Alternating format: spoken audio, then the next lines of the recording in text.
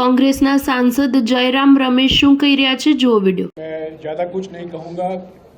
मैं देवेंद्र यादव जी से गुजारिश करूँगा कि ये इस घोषणा पत्र के जो मुख्य बिंदु हैं उस पर कुछ बोलें और आपको जानकारी दें।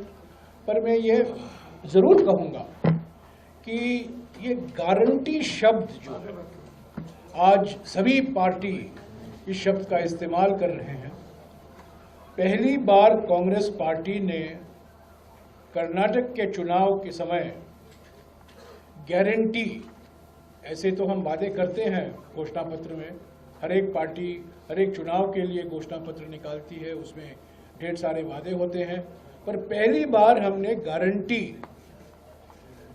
शब्द इस्तेमाल किया कर्नाटक के विधानसभा चुनाव के समय 2023 मई, क्योंकि हम चाहते थे कि जनता को ये संदेशा जाए कि जो कांग्रेस पार्टी कहती है वो करेगी। ये गारंटी न केवल पार्टी की है पर ये जनता का अधिकार भी बनता है। तो इसीलिए हमने गारंटी सोचा। आपको याद होगा पहली बार जब डॉक्टर मनमोहन सिंह जी प्रधानमंत्री थे, पहली बार किसी सरकारी कार्यक्रम को, कानून को गारंटी के रूप में हम लाए थे।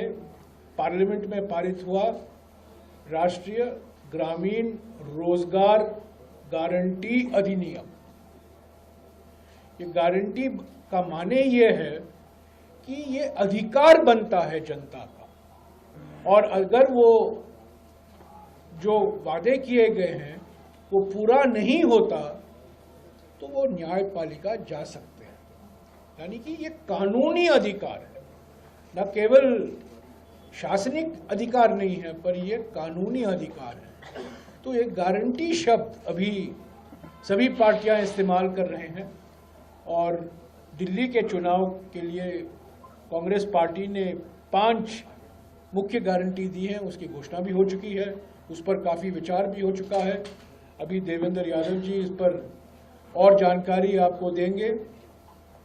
पर मैं ये ज़रूर कहूँगा कि दिल्ली में अभी ईज ऑफ डूइंग बिजनेस नहीं, यानी व्यापार करने के लिए आसानी की बात नहीं, पर ईज ऑफ ब्रीदिंग महत्व रखता है। यानी कि सांस लेने के लिए अभी हमें आसानी करनी है।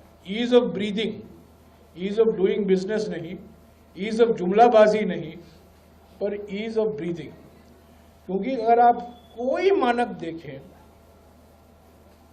प्रदूषण और संदूषण के मामले में दिल्ली सर्वोपरि है।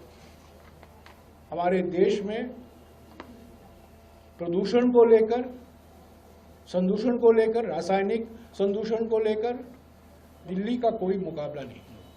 ये देश की राजधानी है, और मैं समझता हूं ये बीजेपी की